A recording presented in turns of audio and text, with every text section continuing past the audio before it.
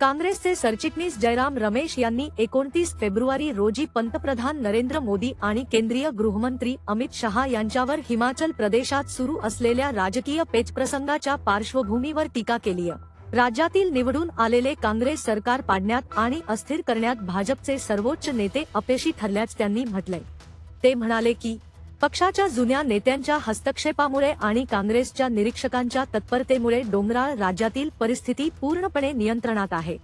हिमाचलच्या संदर्भात मीडियामध्ये विविध गोष्टी सुरू आहेत, पण आम्हाला एक गोष्ट अगदी स्पष्टपणे सांगायची आहे। हिमाचलमध्ये पंतप्रधान आणि तथाकथित चाणक्य पूर्णपणे अपयशी ठरले आहेत।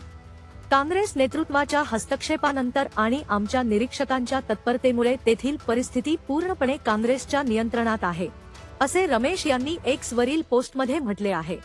काँग्रेस नेते पुढे म्हणाले की भगवा छावणी सुखविंदर सिंग सुखू सरकार पाडण्यात अपयशी ठरलीय, कारण हिमाचलच्या लोकांचे आशीर्वाद काँग्रेसला आहेत। इतर राज्यांप्रमाणेच भाजपने हिमाचलमध्येही जनतेने पूर्ण बहुमताने निवडून दिलेले काँग्रेस सरकार अस्थिर करण्यासाठी मनी पॉवर आणि मसल पॉवरचा खेळ सुरू केला होता, पण ते अपयशी ठरले कारण हिमाचलच्या जनतेचा आशीर्वाद काँग्रेसला आहे। या घटनेमुळे आमचा संकल्प अधिक दृढ झाला आहे। आम्ही हिमाचलच्या लोकांची सेवा करत राहू, असेही ते म्हणाले। सुखू नेतृत्वाखालील सरकार अल्पमतात असल्याचा दावा जेव्हा भाजपने केला तेव्हा हिमाचल प्रदेशमध्ये राजकीय गोंधळ झाल्याचा उलगडा झाला।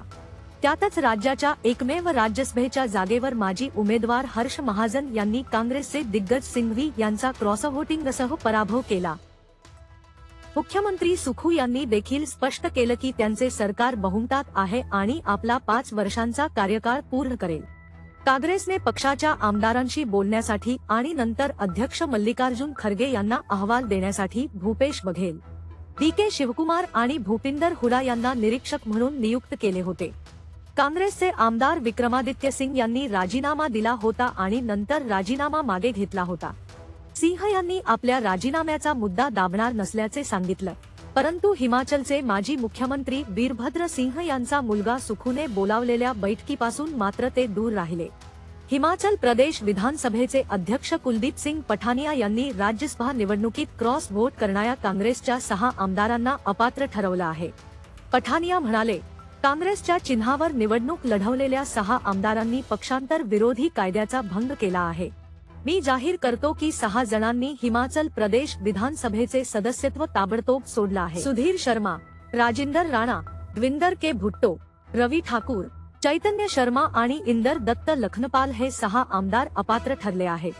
2022च्या विधानसभा निवडणुकीनंतर 68 सदस्यांच्या विधानसभेत काँग्रेसकडे 40 आमदार होते, तर भाजपकडे 25 आमदार होते।